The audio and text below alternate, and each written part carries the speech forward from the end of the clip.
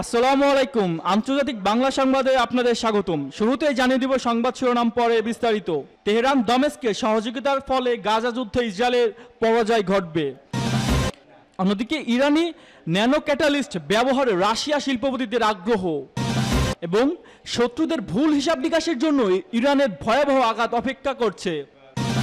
আরও জানিয়ে দিব বিক্ষোভে উত্তাল ইসরায়েলের ধর্মঘটের ডাক ট্রেড ইউনিয়নের।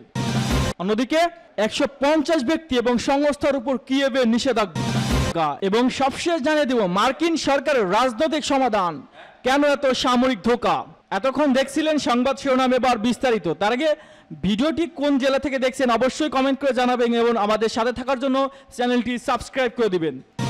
তেহরান দামেস্কের সহযোগিতার ফলে গাজা যুদ্ধে ইসরায়েলের পরাজয় ঘটবে। ইসলামী প্রজাতন্ত্র ইরানের প্রতিরক্ষা মন্ত্রী ব্রিগেডিয়ার জেনারেল আজিজ নাসিরজাদে বলেছেন, সিরিয়ার সাথে সহযোগিতা বজায় রাখা অপরিহার্য এবং এই অংশীদারিত্ব গাজা উপত্যকায় ইসরায়েলের গণহত্যামূলক যুদ্ধে পরাজয় ঘটবে। নাসিরজাদে গতকাল সিরিয়ায় প্রতিরক্ষামন্ত্রী মেজর জেনারেল আলী মাহমুদ আব্বাসের সঙ্গে টেলিফোনে আলাপে এ সময় এই মন্তব্য করেন। ইরানের প্রতিরক্ষামন্ত্রী গাজায় দখলদার ইসরায়েলি আক্রমণে আন্তর্জাতিক সম্প্রদায়ের নিষ্ক্রিয়তায় কঠোর সমালোচনা করেন। গত 7 অক্টোবর থেকে ইসরায়েল গাজা বর্বর আগ্রাসন ও গণহত্যা চালিয়ে আসছে, যাতে অন্তত 40,738 জন ফিলিস্তিনি শহীদ হয়েছেন, যার বেশিরভাগ নারী ও শিশু। জেনারেল নাসিরজাদে বলেন, দুর্ভাগ্যবশত আমরা ইসরায়েলি অপরাধের বিষয়ে আন্তর্জাতিক সম্প্রদায়ের কাছ থেকে যথাযথ প্রক্রিয়া দেখতে পাচ্ছি না। ফলে ইরান ও সিরিয়ার মধ্যে সহযোগিতা অব্যাহত রাখতে হবে এবং এই সহযোগিতা অবশ্যই ইসরায়েলের পরাজয় ডেকে আনবে। ইরানি ন্যাটো ক্যাটালিস্ট ব্যবহারে রাশিয়া শিল্পপতিদের আগ্রহ।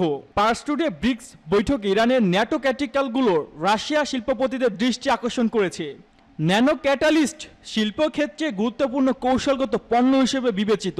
তেল, গ্যাস এবং পেট্রোকেমিক্যাল শিল্প, এমনকি অন্যান্য রাসায়নিক শিল্পে ও ন্যানো ক্যাটালিস্ট ব্যবহৃত হয়। ইরানের ন্যানো টেকনোলজির উল্লেখযোগ্য সক্ষমতা এবং অর্জনগুলোর মধ্যে হলো একটি উন্নত ন্যানো ক্যাটালিস্টের উৎপাদন, যা রাশিয়া শিল্পপতিদের দৃষ্টি আকর্ষণ করেছে। পার্স টুডে আরও জানায়, ইরানের একটি ন্যানো টেকনোলজি কোম্পানির পরিচালনা পরিষদের সদস্য কাদির কিয়াফে বলেছেন, তাদের কোম্পানি প্যাকেজ আকারে সংশ্লেষণ গ্যাস চক্র ভিত্তিক ন্যানো টেকনিক্যাল তৈরি করতে প্রস্তুত। কিয়াফে আরও বলেন, তাদের কোম্পানি পণ্য রপ্তানি উপযোগী সম্ভাব্য দেশগুলো বাজার নিয়ে গবেষণা করেছে। এই গবেষণার ভিত্তিতে প্রতি বছর 5,000 টন বিভিন্ন ধরনের ন্যানো ক্যাটালিস্ট উৎপাদনের পরিকল্পনা গ্রহণ করা হয়েছে। ইরানের এই ন্যানো টেকনোলজি কোম্পানি পণ্য উচ্চমান নিশ্চিত করার প্রচেষ্টার কথা উল্লেখ করে তিনি আরও বলেন, এই কোম্পানি গবেষণা বিভাগ সর্বদা চেষ্টা করে উচ্চ মানের সুবিধাসহ পণ্য উৎপাদন করতে। এই কারণে এই কোম্পানি উৎপাদিত বহু পণ্য আন্তর্জাতিক অনেক কোম্পানির মাধ্যমে বাজারে সরবরাহ করা সম্ভব হয়েছে। উল্লেখ্য যে ষষ্ঠ ব্রিক্স বৈঠক থেকে 26 থেকে 29 আগস্ট পর্যন্ত রাশিয়ায় অনুষ্ঠিত বৈঠক ব্রাজিল, ভারত, রাশিয়া, চীন, দক্ষিণ আফ্রিকা, ইরান, মিশর এবং সংযুক্ত আরব আমিরাত, এই 8টি দেশ অংশগ্রহণ করে। শত্রুদের ভুল হিসাব নিকাশের জন্য ইরানের ভয়াবহ আঘাত অপেক্ষা করছে। ইসলামী প্রজাতন্ত্র ইরানের বিমান প্রতিরক্ষা বাহিনী commander brigadier general Ali Reza Sabahifard প্রতিশ্রুতি ব্যক্ত করে বলেছেন, তার বাহিনী শত্রুদের ভুল হিসাব নিকাশের চূড়ান্ত জবাব দেবে। তিনি গতকাল বলেন, শত্রুরা এটি জানে যে ইরান বিমানের প্রতিরক্ষা বাহিনীকে মোকাবেলার ক্ষমতা তাদের নেই। আমরা তাদের ভুল হিসাব নিকাশ করার বিরুদ্ধে বরাবর সতর্ক করেছি, কারণ এই ধরনের ভুল হিসাব নিকাশকে ভয়ঙ্কর আঘাত দিয়ে মোকাবেলা করা হবে। জেনারেল সাবিফাত বলেন, আমরা আমাদের প্রয়োজনীয় প্রতিরক্ষা সরঞ্জামগুলোকে বিদ্যমান হুমকি বিবেচনা রেখেই তৈরি করেছি এবং হুমকিকে সামনে রেখে সমস্ত বিষয়কে কঠোরভাবে মূল্যায়ন করা হয়েছে, যাতে আমরা প্রয়োজনের সময় সেগুলোকে সঠিকভাবে ব্যবহার করতে পারি। কমান্ডার বলেন, শত্রুরা ভালো করেই জানে ইরান যুদ্ধ সক্ষমতা আগের তুলনায় অনেক বেড়েছে। ইরানের বর্তমান প্রতিরক্ষা ব্যবস্থাকে তিনি অতীতের সরঞ্জামগুলোর সাথে গুণে মানের দিক থেকে অতুলনীয় বলে উল্লেখ করেন। পাশাপাশি সারা বিশ্বে সবচেয়ে অত্যাধুনিক সরঞ্জামগুলোর তুলনায় বেশি অত্যাধুনিক এবং উন্নত বলে উল্লেখ করেন ইরানের এই কমান্ডার। বিক্ষোভের উত্তাল ইসরায়েলের ধর্মঘটের ডাক ট্রেড ইউনিয়নের। ফিলিস্তিনি গাজা উপত্যকা থেকে 6 জিম্মির মরদেহ উদ্ধারের পর ইসরায়েল জুড়ে বিক্ষোভ ছড়িয়ে পড়েছে। এর মধ্যে দেশটির প্রধান ট্রেড ইউনিয়ন দেশ জুড়ে ধর্মঘটের নির্দেশ দিয়েছে। গতকাল রোববার এ ঘোষণা দেওয়া হয়। তেল আবিব সহ বিভিন্ন শহরে রোববার হাজারো ইসরায়েলি রাস্তায় নেমে আসে। প্রধানমন্ত্রী বেনিয়ামিন নেতানিয়াহু সরকারের বিরুদ্ধে বিক্ষোভ করেন তারা। জিম্মিদের মুক্তির জন্য অবিলম্বে চুক্তির দাবি জানান। গত বছরের 7 অক্টোবর ইসরায়েলে হামলা চালায় ফিলিস্তিনি স্বাধীনতাকামী সংগঠন হামাস। সে সময় 251 জনকে জিম্মি করা হয়। এর মধ্যে 6 জনের মরদেহ গত শনিবার দক্ষিণ গাজায় রাফা এলাকায় একটি সুড়ঙ্গ থেকে উদ্ধার করে ইসরায়েলি সেনারা। ইসরায়েলি সেনাবাহিনী জানায় গাজা হামাসের হাতে এখনও 97 জিম্মি আছে। মৃত্যু হয়েছে 33 জনের। গত বছরের নভেম্বরে এক সপ্তাহে যুদ্ধবিরতির মধ্যে বেশ কয়েকজন জিম্মিকে মুক্তি দেওয়া হয়েছিল। তবে জিম্মিদের স্বজনদের বিশ্বাস এখনও যারা জিম্মি আছে তাদের মুক্তি করতে ইসরায়েলের সরকারের পক্ষ থেকে কার্যকর কোনো পদক্ষেপ নেওয়া হয়নি।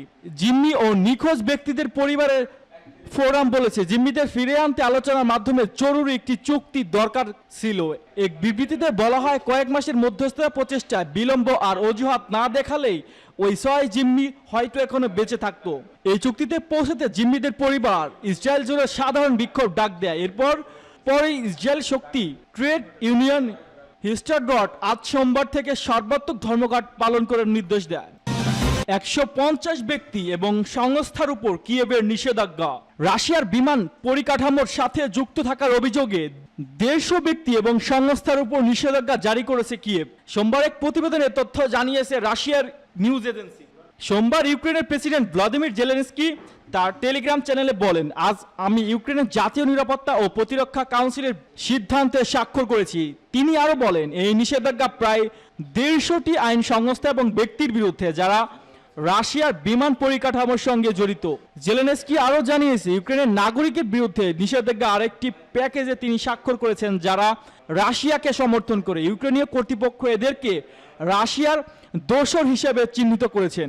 এদিকে জানা গেছে রাশিয়ার গভীর হামলার সম্মতি দিতে যুক্তরাষ্ট্রকে চাপ দিচ্ছে কিয়েভ।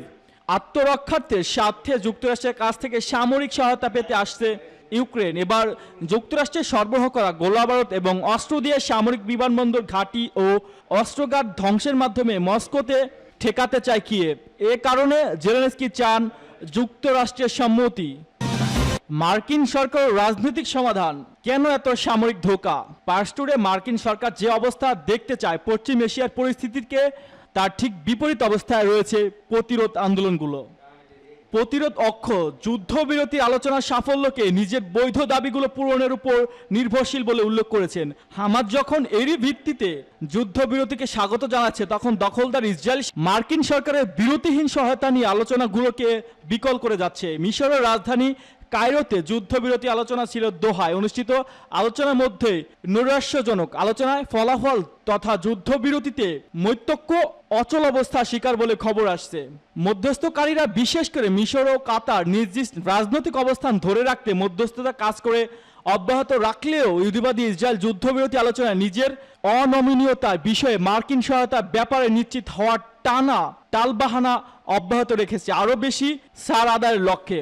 হোয়াইট হাউস পশ্চিম এশিয়া উত্তেজনা হ্রাসের পক্ষে রয়েছে বলে দাবি করলেও নেতানিয়াহু এগুমির মোকাবেলায় কঠোর বা আন্তরিক নয়। ফলে নেতানিয়াহু পরিণতি নিয়ে কোনো দুশ্চিন্তা ছাড়াই যা খুশি তা করছে এবং সাম্প্রতিক দিনগুলোতে এসে নতুন নতুন অপরাধযজ্ঞের ময়দান তথা নতুন নতুন যুদ্ধের ফ্রন্ট খুলছে। ইসরায়েলি সেনারা গত কয়েকদিনে পশ্চিম তীরের উত্তরাঞ্চলে তুলকারাম, জেনিন ও তুবাসের নানা শিবির বা ক্যাম্পে এমন তীব্র আগ্রাসন শুরু করেছে যে সাম্প্রতিক বছরগুলোতে এমন আগ্রাসনের নজির নেই এই অঞ্চলগুলোতে। ইসরায়েলি পররাষ্ট্রমন্ত্রী ইসরায়েলে কাতজ ওইসব আগ্রাসী অভিযানে অজুহাত হিসেবে সশস্ত্র ফিলিস্তিনদের দমনের কথা উল্লেখ করেছেন। সশস্ত্র এই ফিলিস্তিনি গ্রুপগুলোর জর্দানের ভূমির মাধ্যমে ইরানের পক্ষ থেকে মদপুষ্ট ও সশস্ত্র হচ্ছে বলে কাতজ দাবি করেছে। এই দানবীয় ঘাতক খুব স্পষ্টভাবে বলেছে যে পশ্চিম তীরেও গাজার মতোই সব পদক্ষেপ নেওয়া ইসরায়েলের জন্য জরুরি।